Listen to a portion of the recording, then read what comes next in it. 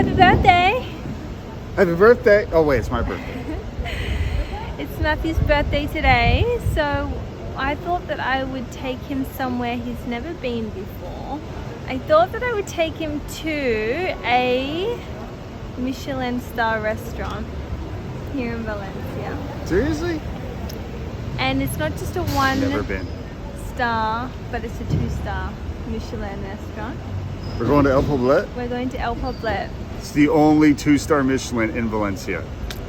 We're gonna go. And I've never been to a 1-star. If we're gonna do it, let's do it right. That's what I mean. Okay, shut up, let's go. Valencia has quite a few Michelin-starred restaurants, but only one is a 2-star, El Poblet.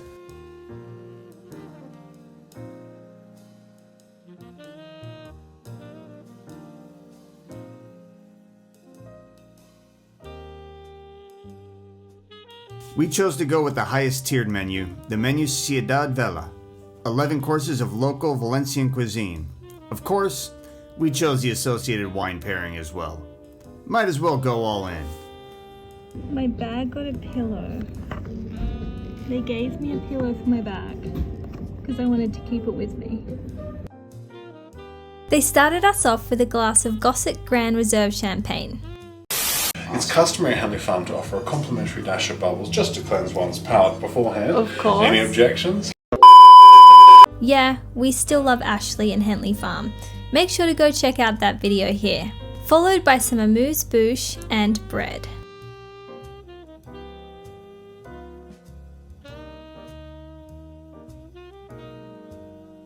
The best way to eat it is to do it from my left side to the right side. So, first one is going to be that crisp, that it is made with potato, but inside comes with a fresh herbs cream, that it is finished with a little bit of caviar on the top. Next one, in the middle, you have our beetroot. That beetroot that we serve with a pickled salad that comes made with a little bit of red king prawn from Denia. And finally, you have a traditional recipe from Valencia, that it is called pepito de titaino. That is a traditional recipe made with tomato, garlic, onion, red and green bell pepper, tuna, and egg yolk. What you have to do here, you just have to pick each one with your hands and eat it all in one bite.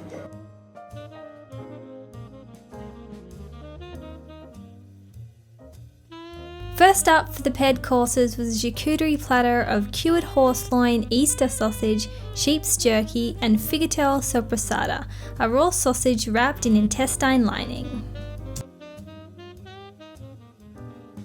This is the first cured horse meat.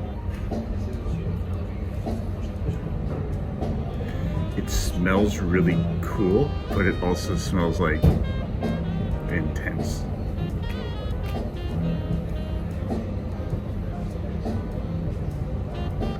That's intense.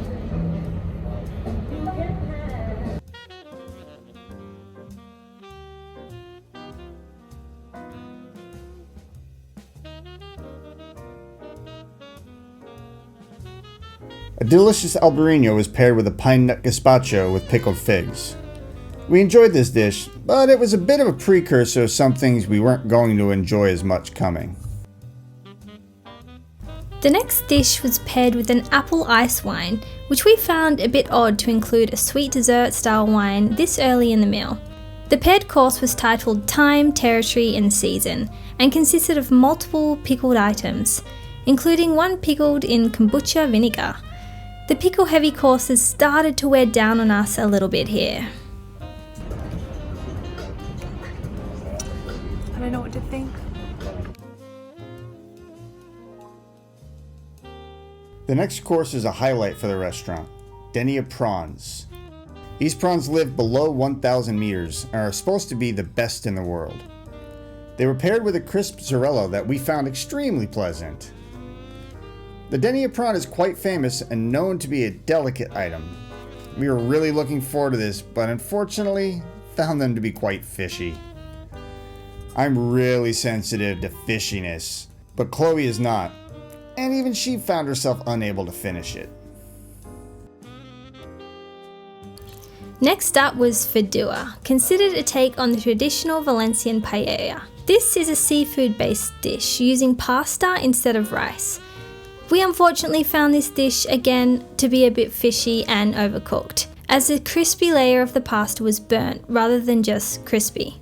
A Lucas Hammelmann Riesling was paired and it was a great wine, but simply did not go with this dish. Finally, it was time for our first red wine. This Barbican Rosso was paired with a signature dish they called Reeds and Mud, a marisa eel wrapped in leaves and clay baked. This dish had an extremely powerful smell that we kind of found a bit off-putting. The best part of the dish may have actually been the edible clay. In an odd twist, the next course jumped backwards wine-wise, pouring an aged cava alongside alipabrat rice with salt-cured bergamot. A play on paella, we enjoyed this dish but didn't find it to stand out in any way. Unfortunately, the meal really fell flat at this point. We were served a 2015 Rioja that was hugely apparent had been open for far too long. We had to send the wine back. It was served alongside a guiso or stew with mallard duck that on my first spoonful pulled out an extremely long hair. Both these things happening within a single dish really ruined the Michelin experience for us. Although they did start to make up ground on the next wine. This 2019 Numantia was delicious, a highlight of the entire meal. This was paired with a local blue duck that is rice aged. The gaminess of this dish, combined with the sauce also produced from the duck, was intense. Maybe a little too intense for us, as the duck seemed to have gone beyond age to almost cured meat. Can we discuss Chloe's lineup of wines? This is what I have left. This is me. Next up was a Muscatel from Alicante, just to the south of Valencia, paired with a cucumber sorbet with seaweed and sheep's milk. This was a pretty interesting combo. Final paired course began with a Torre Albala Don PX, a sweet dessert wine made from Pedro Jimenez grapes. The final dish was a torrilla, the restaurant's play on French toast. Rather than bread, they substituted lemon peel and served it with an ice cream made with bread yeast and topped with a drizzle of lemon vinegar. Found this to be a really odd way to finish the meal and not too dessert-like. Overall, we really enjoyed our Michelin experience and we do look forward to trying it again in another location. However, unfortunately, we cannot recommend El Poblet, with issues found in quite a few dishes, and the worst one being the hair being pulled from Matthew's dish, a combination with some really odd wine pairings and a lack of attention to the quality of the wine being poured. This experience just fell a little too flat for us. What may have hurt the most was the price point, as the 11 courses tasting included wine pairing came to a total of €660 for the both of us. Easily our priciest dinner to date, but happy birthday, my love. So we'd love to hear from you guys. Share in the comments below if you do have any Michelin restaurant recommendations for us. And make sure to like and subscribe so you don't miss out on our upcoming plans as we explore deeper into Valencia further, stretch our legs in Spain, and soon return to explore more of Southeast Asia.